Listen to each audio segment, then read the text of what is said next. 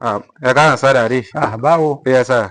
Dádì, a gbọ́ pé ẹ ti dé, so àwọn olólùfẹ́ yín dẹ̀ ń béèrè yín pé nígbà tí ẹ wà ní ìlú òyìnbó lọ́hùn pé ẹ juṣẹ́ sílẹ̀ díẹ̀, ṣùgbọ́n títí dìgbà tẹ́ fi dé àwọn ò gbọ́ kankan mọ́.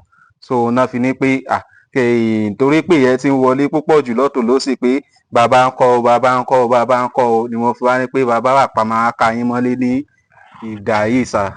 But tí ó ń sọ fáwọn yẹn, àwọn olólùfẹ́ ológun dúdú, so ń sọ fún wọn wípé ìlú òyìnbó ni bàbá wà ń gbà yẹn. Bẹ́ẹ̀ ni màá gbogbo ẹ̀ pátá àwọn gan rí i pé ní ọ̀hún pé àwọn iṣẹ́ díẹ̀ ó padà jáde níbi ibẹ̀ pé kò tó padà jáde mọ́ díẹ̀ Ẹ̀ẹ̀kan tí títí ò tẹ́ jẹ́ fi kí dé.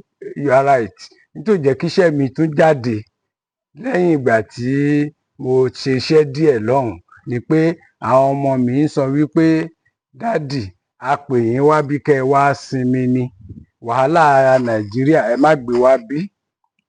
Àwọn náà gba microphone lẹ́nu mi, wọn jẹ́ kí n ṣiṣẹ́, wọ́n ní pé kí n wá sinmi náà ṣe pè mí, so mo dẹ̀ láti obey wọn, àwọn lọ̀gá mi, so ìyẹn ló jẹ́ kí n sinmi throughout. Ìgbà tí mo dẹ̀ dé náà, gbogbo yín náà lẹ gbọ́ pé ológun dúdú ó ti wà Naija. Bẹ́ẹ̀ ni nígbà tí wọ́n ti wá a sọ fún wọn pé bàbá ti dé padà sí Naija pé ẹ káàbọ̀ láti ìlú òyìnbó látòkè lọ, so wọ́n ti wá tó ń béèrè pé ó ti yẹ kẹ́ ẹ juṣẹ́ kẹ́ ẹ ṣiṣẹ́ síta pé especially iṣẹ́ tẹ̀tẹ̀ tó wá tó dé báyìí ó ní iṣẹ́ títí K1 tó fẹ́ jẹ ọba, so ó ní wọ́n tó ṣe ní pé ká dìde o ká dìde o. Ṣé rí nǹkan tó ṣẹlẹ̀ lórí ọ̀rọ̀ Wasiu ó pín sọ́nà mẹ́jọ mẹ́wàá. Number one thing ni pé òun gan ti fi kọrin nígbà kan rí pé borí bá ń jọba lọ́la o mo sì máa débẹ̀ o. Bóyá orin ijọ́ yẹn ló wá ń ṣẹlẹ̀ báyìí, torí ìgbà tó ń kọ́ ńgbà yẹn bàbá Síkírù Adétọ̀nà sì wà ní Àwùjalẹ̀, so mo rò pé orí ò lè jẹ ọba ńgbà yẹn, ṣùgbọ́n ọ̀la tó ń sọ náà ló dé yìí. Nǹkan tó wá ṣẹlẹ̀ nípa ọ̀rọ̀ Wasiu Àyìndé pẹ̀lú ọ̀rọ̀ Àwùjalẹ̀ ó ní wípé Wasiu Àyìndé ó lè máa fojú wò wípé at least òun lẹ́ni nímọ̀sán, òun ò lè mú kíkan, òun léèyàn lókè. Once tó bá ti lè declare interest, possibility wà kan fún òun ní lẹ́tà, torí lẹ́tà ni wọ́n fún Olúwo tó fi wá jọba níwò. Ṣe ni wọ́n pe àwọn afọbajẹ pé candidate ta níìdì nìyí, wọn ò dífá sọ̀rọ̀ tiẹ̀ ó kàn jọba ni. Ó ṣeé ṣe náà kò jẹ́ pé ìfinijọba ètò àìdífá ló máa gbé òun náà sí ipò, a lè sọ toró mọ̀yàn owó dẹ̀ wà. Ṣùgbọ́n kan tó ń kọ mí lóminú lórí ọ̀rọ̀ Wasiu Àyìndé, bóyá ó ti sọ kémi tó dé, bóyá ó dẹ̀ sì máa sọ pé tó bá jẹ Àwùjalẹ̀, ọba ńlá ní Àwùjalẹ̀, is one of the first class obas ní Nàìjíríà, kì í ṣògùn state nìkan ní Nàìjíríà. Mo rò pé lẹ́yìn Aláké Àwùjalẹ̀ ló kàn. Nígbà tí Àwùjalẹ̀ dẹ̀ jẹ́ first class ọba, ṣé Wasiu Àyìndé wá lè jẹ Àwùjalẹ̀ of Ìjẹ̀bú land tán kó tún máa kọrin kiri patí, tó tún sì máa ṣagbe kiri?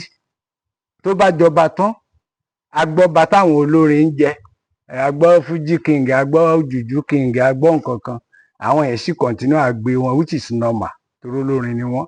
But Àwùjalẹ̀ kì í ṣọba tí kì í ṣepò tán lè fi wọ́lẹ̀, kì í ṣepò yẹ̀yẹ́ rárá, kì í ṣọba abúlé, kì í ṣe baálẹ̀. Ṣé wàá lè jọba tán kó máa forí adé Àwùjalẹ̀ kó máa fi kọrin kiri, kó tún continue iṣẹ́ agbe tó ń ṣe? That is my concern, torí mi rò pé kinní yẹn píjẹ̀bú máa gbà fún o.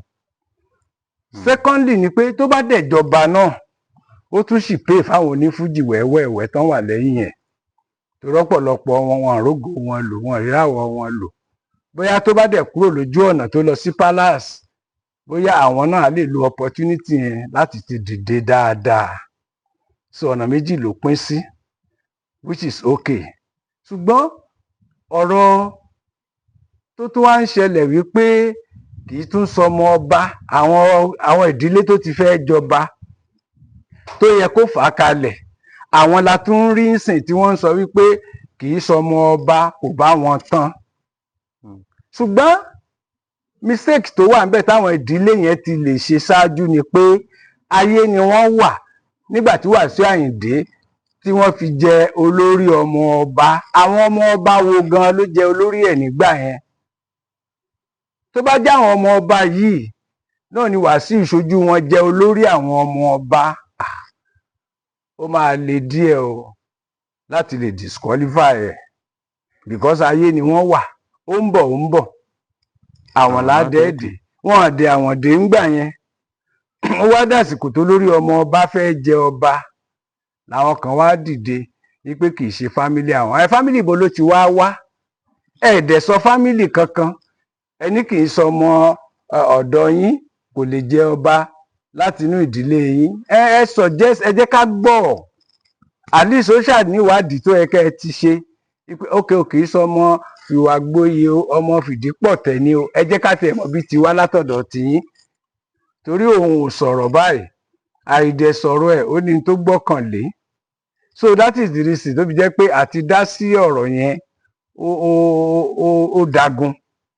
Ṣùgbọ́n nígbà tó bá lahùn jáde, torí àní fẹ́ kó dákẹ́ bó ṣe dákẹ́ yẹn, káwa dédé gbọ́ announcement kó ti dáwùjálẹ̀. Torí ìdílé tó fẹ́ lọ represent lórí oyè wọ́n láwọn ò mọ̀ rí. Ṣùgbọ́n ọ̀dọ̀ nídìí ìyá ẹ̀ o, ó tan sékìtì state o, Ògùn state ibi tó tan sí làwa ń wá báyìí. Ìtàn tó ti jáde lógùn state níjẹ̀bú làwa ń wá báyìí. Ọlọ́run á dẹ̀ fi hàn wá, torí kò sí ìdílé tí ò ní agẹmọ níjẹ̀bú. Agẹmọ wo ló wá láti ilé àwọn Wàsíù? Àmọ́ bóyá ẹ ti gbọ́ nípa nǹkan tí, nítorí gbogbo táìmù gbà ẹ sì ní Nàìjíríà, ẹ sì wà nílùú èbó lọ́hùn. So mi wàá mọ̀ bóyá ẹ ti gbọ́ nípa títí nǹkan tó ń ṣẹlẹ̀ ní Ilé Ifẹ̀ pẹ̀lú àwọn olóko àti àwọn tí wọ́n lọ ń bá wọn lóko tí wọ́n ń ṣá wọn ní àdá. Bóyá ẹ gbọ́. Okay. Mo gbọ́, mo dẹ̀ ń ṣiṣẹ́ lé lórí lọ́wọ́lọ́wọ́, because I'm from Ilé Ifẹ̀. So kò sí tó lè máa ṣẹlẹ̀ nífẹ̀ tó máa difficult fún mi láti get information about it. Nígbà tí mo dé, mo lọ sí palace, mo lọ wádìí pé kí ló ṣẹlẹ̀ lórí ọ̀rọ̀ olóko táwọn èèyàn kan fi ń lọ síbẹ̀ lọ máa sá àwọn èèyàn ládàá. Ológùdù tán dárúkọ, Ọpẹ́ number 1, ọmọ ọba àtàwọn kan tán dárúkọ, mo rí gbogbo wọn o. I invited them to a joint tí mo ti bá wọn sọ̀rọ̀ pé kí ló ṣẹlẹ̀ láti gbọ́ tẹnu wọn. Nǹkan tó dẹ̀ sọ fún mi ni wípé monitoring committee ni wọ́n, tó Ológùdù jẹ́ chairman wọn.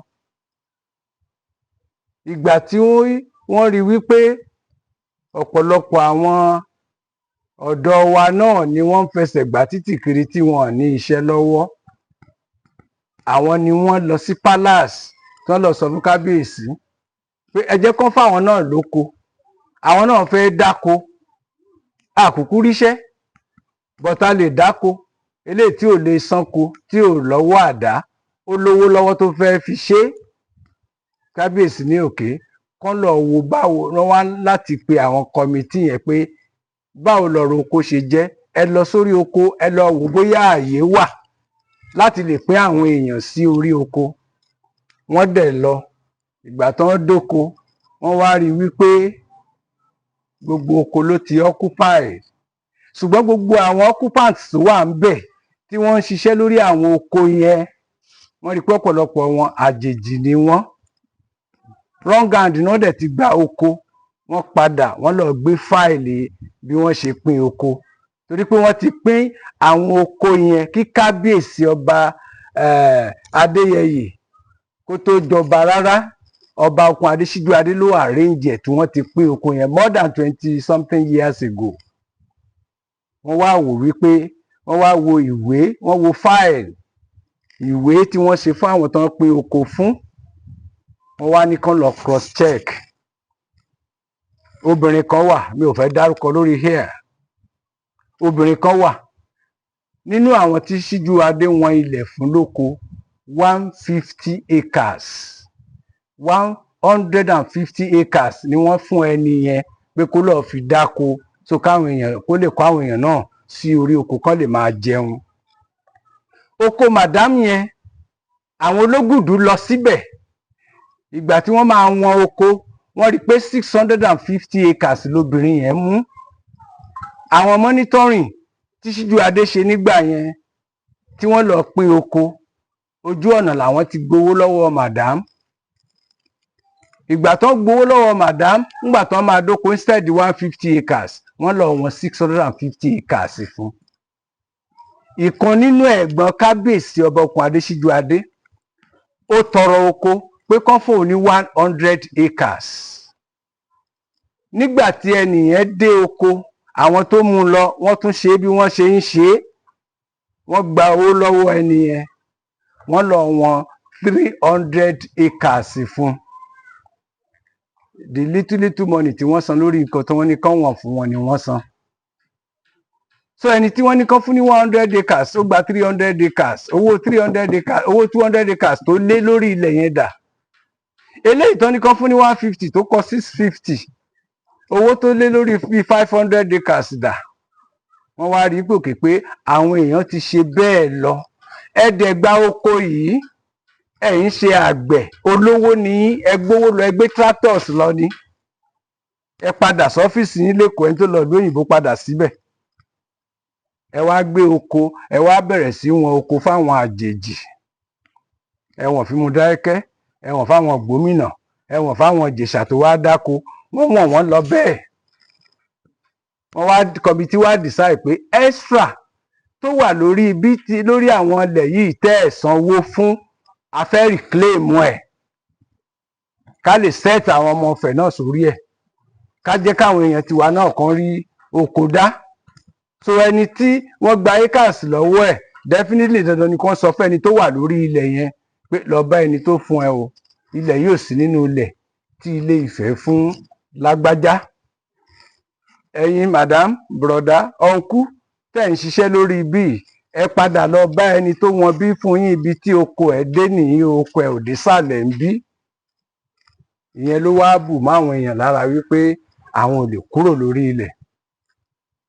Àwọn ò lè kúrò lórí ilẹ̀ yẹn, àwọn máa ṣe lọ ni. Ibi tó ti wá di pé tipátipá ká lè yín kúrò. Ṣùgbọ́n tó wá débi pé àwa ń ṣàdá, àwa ń pààyàn àbí à ń gúnyàn lọ́bẹ, ìyẹn ni àwa béèrè tí wọ́n sọ pé ìjà láàrin àwọn àtàwọn alágídí ibẹ̀ tí wọ́n sọ pé àwọn ò ní foko sílẹ̀ ló fa sábàbí bóyá bọ́n ṣe sá wọn bí tán sá wọn bí tí ò dẹ̀ yẹ kó rí bẹ́ẹ̀. I go against that. Now ìgbésẹ̀ tá a fẹ́ gbé ni pé a ti lọ sóko yẹn lẹ́ẹ̀kan. Ìgbà tá a débẹ̀ ọ̀pọ̀lọpọ̀ wọn náà ti kúrò lórí oko. Bóyá wọ́n sàsálà fẹ́mi wọn ń gbà yẹn ni o, bóyá wọ́n lọ tọ́jú ara wọn ni. Àwọn bíi méjì mẹ́ta tá a rí wọ́n sọ fún wa pé àwọn tí wọ́n lé lórí oko ni wọ́n lè ṣàlàyé fún wa. Tí sáìdì kan la gbọ́ a lè fi yẹn dájọ́. That is the reason why tí mi ì ṣe sọ̀rọ̀ lórí ẹ̀ láti gbà yẹn until tá a bá lọ tá a bá rí àwọn tí wọ́n lé kúrò ńbẹ̀, but ọ̀pọ̀lọpọ̀ wọ́n ti lọ ìlú wọn, wọ́n ti lọ ilé wọn for now. So nǹkan tí mo sì lè sọ lórí ọ̀rọ̀ oko àti àwọn ológùdù tó lọ́ọ́ bá wọn jà nìyẹn. Tá a bá ti wá gbọ́ details lẹ́nu tàwọn ará bí I get back sí ọmọ Nàìjíríà. Ẹ ṣé gan ni sir.